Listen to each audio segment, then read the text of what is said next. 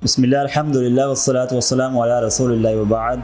اللهم انفعنا بما علمتنا وعلمنا ما ينفعنا وزدنا علما. رب اشرح لي صدري ويسر لي أمري واحلل عقدة من لساني يفقه قولي رب زدني علما.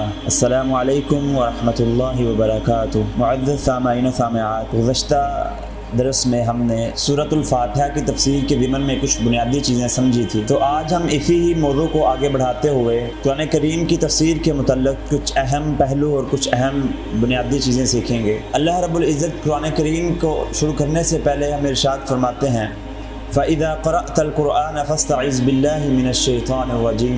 بس جب تم قرآن کریم کو شروع کرو تو اللہ رب العزت کی پناہ حاصل کرو شیطان مردود سے. اب یہ شیطان اللہ رب العزت کی بنائی گئی مخلوقات میں سے ایک مخلوق ہے. سیدنا عبداللہ بن عباس رضی اللہ عنہ بیان کرتے ہیں کہ شیطان کا نام حارث ہے، اور ایک صحیح روایت کے مطابق شیطان کا نام عزازیل ہے. یہ جنت میں رہتا تھا. اللہ رب العزت نے اس کو آگ سے پیدا کیا، اور یہ فرشتوں کی ایک ایسا گروہ تھا جس کو اللہ نے آگ سے پیدا کیا، باقی سب فرشتوں کو اللہ نے نور سے پیدا کیا. اور جس کو اللہ رب العزت قرآن کریم میں جس کے بارے میں ارشاد فرماتے ہیں خلق الجن من مارج من نار، اور شیطان کو آگ سے پیدا کیا. امام طبری رحمہ اللہ فرماتے ہیں مارج سے مراد ایسا شعلہ ہے جس میں 3 قسم کی آگ کو مکس کیا جاتا ہے. زرد رنگ کی، سرخ رنگ کی اور سبز رنگ کی جو آگ ہے، اس سے جو شعلہ پیدا ہوتا ہے اس کو مارج کہا جاتا ہے. شیطان کو اس مارج سے اللہ رب العزت نے اس شعلے سے پیدا کیا. اللہ رب العزت نے انسان کو مٹی سے پیدا کیا اور شیطان کو آگ سے. اس دنیا میں بھی انسانوں سے قبل جن رہتے تھے، اور وہ جن خون ریزی بہت کرنے لگ گئے، تو اللہ رب العزت نے ابلیس کو ایک فرشتوں کی جماعت کے ساتھ بھیجا، اور ابلیس نے آ کے ان سب کو قتل کیا. کسی کو سمندروں میں گرا دیا، کسی کی لاشیں کہیں گرائیں. تو اس سب کو ختم کرنے کے بعد شیطان کے دل میں یہ ایک چیز بیٹھ گئی تھی کہ میں نے ان سب کو ختم کیا ہے. تو پھر اللہ رب العزت نے جب فرشتوں سے کہا وَإِذْ قَالَ رَبُّكَ لِلْمَلَائِكَةِ إِنِّي جَاعِلٌ فِي الْأَرْضِ خَلِيفَةً، کہ میں دنیا میں اپنا ایک نائب بنانا چاہتا ہوں. تو فرشتوں نے کہا اللہ تو اپنا نائب کیوں بنانا چاہتا ہے، وہ بھی خون ریزی کریں گے. پھر اللہ رب العزت نے مختلف جگہوں سے مٹی لی، آدم کو اپنے ہاتھ سے بنایا. جب اللہ رب العزت آدم کو اپنے ہاتھ سے بنایا تو اس کا جو ڈھانچہ بنا ہوا تھا، شیطان آتا، اس کو ٹھوکر لگاتا، اس کے منہ سے اس کے جسم میں داخل ہوتا، کبھی باہر نکلتا پھر کبھی داخل ہوتا. تو اس ڈھانچے کو مخاطب ہو کر کہتا ہے کہ اگر مجھے تجھ پر مسلط کر دیا گیا تو میں دیکھنا تمہیں کس طرح جہنم میں لے کے جاتا، اگر تو مجھ پہ مسلط کر دیا جائے گا تو میں تیرا انکار کر دوں گا. تو اللہ رب العزت نے آدم علیہ السلام کے ڈھانچے میں روح پھونکی.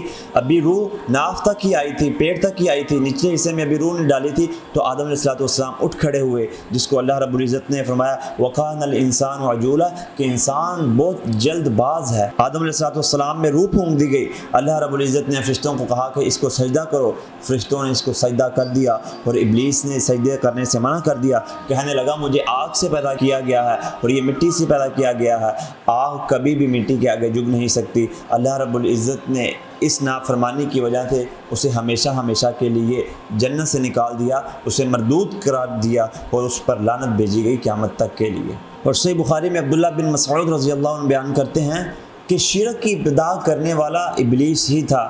قوم نوح میں جب ان کے بزرگ لوگ تھے کچھ جو اللہ کے بہت برگزیدہ اور نیک بندے تھے، جب ان کی وفات ہوئی تو شیطان نے ان کے لوگوں کو آ کے کہنے لگے کہ جس جگہ پہ یہ بزرگ نیک بندے بیٹھتے تھے، ان کے جانے کے بعد یہاں پہ ہم ایک پتھر کی مورتی بنا کے رکھ دیتے ہیں تاکہ یہ لوگوں کو یاد رہیں، لوگ بھی پھر عبادت میں مصروف رہیں. عبداللہ بن عباس رضی اللہ عنہ بیان کرتے ہیں کہ جو عرب کے اندر بت تھے یہ وہی قوم نوح کے بت تھے جن کو شیطان نے ان لوگوں سے یہ کام کروایا تھا. اور صحیح مسلم کی روایت ہے، سیدنا جابر رضی اللہ عنہ بیان کرتے ہیں کہ شیطان کا تخت پانی پر ہے. شیطان اپنے حواریوں کو اپنے پاس بلاتا ہے اور پوچھتا ہے کہ بتاؤ تم نے کیا کیا کام کیا. ہر حواری اپنا اپنا کام بتاتا ہے کہ میں نے کسی کو نماز سے روکا، میں نے کسی کو نیکی سے روکا، میں نے کسی کو کس کام سے روکا. تو ابلیس کہتا ہے تم نے کوئی کام نہیں کیا. اور پھر ایک اس کا حواری آتا ہے، وہ کہتا ہے میں نے میاں بیوی کے اندر لڑائی کروا دی. تو یہ شیطان اس کو اپنے ساتھ چمیڑتا ہے، اس کو ملتا ہے، کہتا ہے تم نے بہت اچھا کام کیا. جب شیطان کو جنت سے نکلوا دیا گیا اور اس نے اس بات کا ارادہ کر لیا کہ میں آدم کو اور اس کی اولاد کو بھی جنت سے نکلواؤں گا، اللہ اکبر. یہاں سے پتہ چلتا ہے کہ یہ شیطان ابلیس انسان کا کس طرح کھلا دشمن ہے. ہمیں اپنے ہر موقع پر شیطان کے ہتھ کنڈوں سے اور شیطان کے پہلوؤں سے بچ کر اپنی زندگی کو گزارنا ہوگا. اسی لیے اللہ رب العزت نے ہمیں قرآن پڑھنے سے پہلے اس چیز کی ہدایت فرمائی کہ ہم جب قرآن پڑھیں قرآن سے پہلے ہم اللہ رب العزت کی پناہ حاصل کریں شیطان مردود سے. فَإِذَا قَرَأْتَ الْقُرْآنَ فَاسْتَعِذْ بِاللَّهِ مِنَ الشَّيْطَانِ الرَّجِيمِ. اور جو لوگ اللہ کی پناہ میں آنے سے غافل رہتے ہیں پھر شیطان ان لوگوں پر وار کرتا ہے، ان لوگوں کو نیکی کے رستے سے روکتا ہے اور ان کے کاموں میں رکاوٹ پیدا کرتا ہے. کیونکہ یہ شیطان جنوں میں سے تھا، اسی لیے شیطان نے جنوں اور انسانوں میں سے اپنے ساتھی بنا رکھے ہیں جو لوگوں کو راہ راست سے بھٹکاتے ہیں، ورگلاتے ہیں. اسی لیے اللہ رب العزت نے ہمیں شیطان سے پناہ مانگنے کی تلقین فرمائی. رب اعوذ بک من حمزات الشیاطین.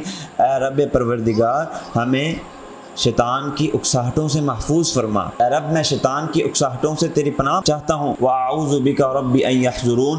اور اس بات سے میں تیری پناہ میں آتا ہوں کہ شیطان کو حاضر کر دیا جائے. اور قرآن پاک کی آداب میں یہ شامل ہے کہ جب بھی ہم قرآن پاک کو پڑھیں سب سے پہلے ہم اعوذ باللہ سے ہم شروع کریں. اور قرآن پاک کے آداب میں سے یہ چیز ہے کہ جب ہم قرآن پاک کو شروع کریں، قرآن پاک کی تلاوت فرمائیں تو ہم سب سے پہلے ہم تعوذ پڑھیں، اللہ کی پناہ حاصل کریں.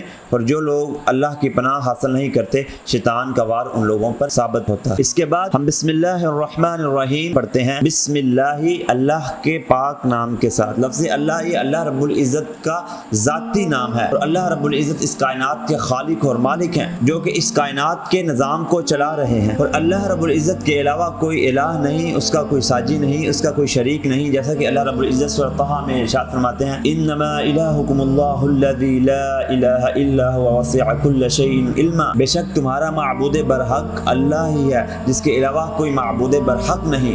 وسع کل شیء علما، اور اس کا علم ہر چیز پر محیط ہے. اور وہ اللہ رب العزت تنہا ہے، اس کا کوئی شریک نہیں. اس دنیا کے نظام کو چلانے کے لیے اللہ کو کسی ساجی کی، کسی شریک کی ضرورت نہیں. جیسا کہ اللہ رب العزت ارشاد فرماتے ہیں لو کان فیہما آلہۃ الا اللہ لفسدتا. اگر ارض و اسماء میں اللہ کے علاوہ کوئی اور بھی الہ ہوتے تو اس میں فساد برپا ہو جاتا. اور وہ اللہ رب العزت اس دنیا میں بسنے والے ہر انسان کے اوپر نظر ہے. وَلْتَنْظُرْ نَفْسٌ مَا قَدَّمَتْ لِغَدٍ. اور ہر انسان کو دیکھنا چاہیے کہ اس نے کل کے لیے کیا سامان کیا. وَاتَّقُوا اللَّهَ إِنَّ اللَّهَ خَبِيرٌ بِمَا تَعْمَلُونَ. اور اللہ رب العزت سے ڈرتے رہو، اور جو کچھ بھی تم کرتے ہو وہ اللہ اس سے باخبر ہے. وہ اللہ رب العزت ہمارا حقیقی الہ اور معبود ہے، وہ زندہ ہے اور قیامت تک زندہ رہے گا. اللہ لا الہ الا هو الحی القیوم. نہیں ہے کوئی اللہ کے علاوہ الہ، اللہ کے علاوہ کوئی الہ نہیں، وہ زندہ ہے اور وہ دنیا کے نظام کو قائم رکھنے والا ہے. اور ایک دوسرے مقام پہ اللہ رب العزت فرماتے ہیں کل من علیہا فان. ہر ایک چیز فنا ہونے والی ہے. وَيَبْقَى وَجْهُ رَبِّكَ. اور باقی تیرے رب کا چہرہ رہنے والا ہے. ذو الجلال والاکرام، جو عزت والا اور شان والا. معزز سامعین و سامعات، اللہ رب العزت سے دعا ہے اللہ رب العزت ہمیں قرآن کریم کو سمجھ کر اس پر عمل کرنے والا بنائے. السلام علیکم ورحمۃ اللہ وبرکاتہ.